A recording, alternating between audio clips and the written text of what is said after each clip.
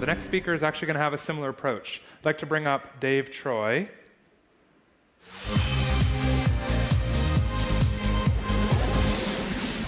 So Dave Troy is the founder and CEO of 410 Labs, as well as Shortmail.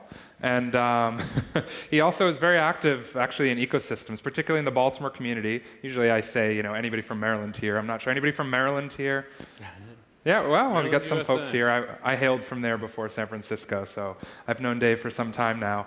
So he's also going to take a look back and talk about how some of the things in the past were not things about what, but a lot of those big events were about why. So, Dave Troy.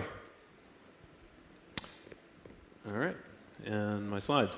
So lately I've been reading the novel Moby Dick by Herman Melville. Many of you probably know the story, and you know it's about something big. It's about hunting whales.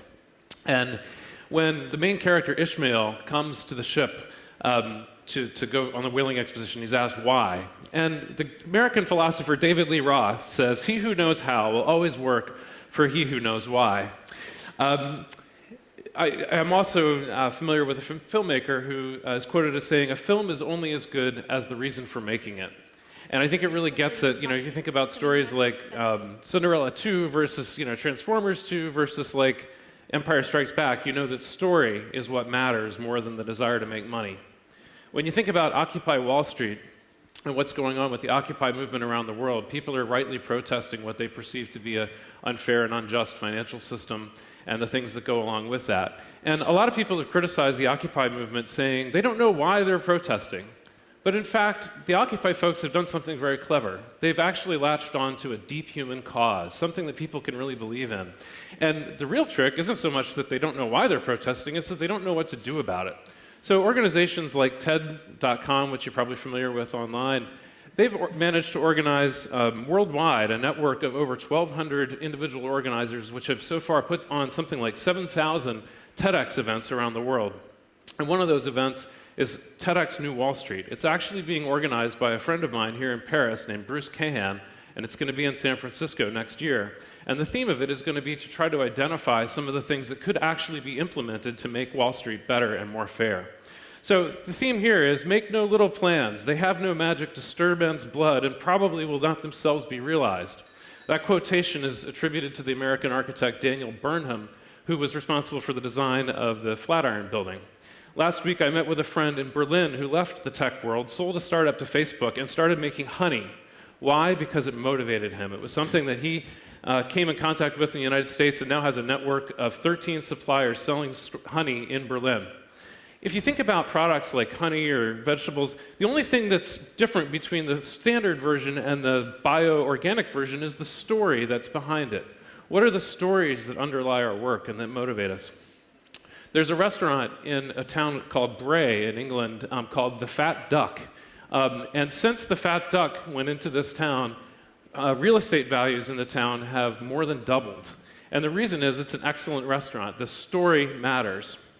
You may have heard of Twestival Paris. I ended up meeting up with Amanda Rose, who's the organizer of Twestival worldwide.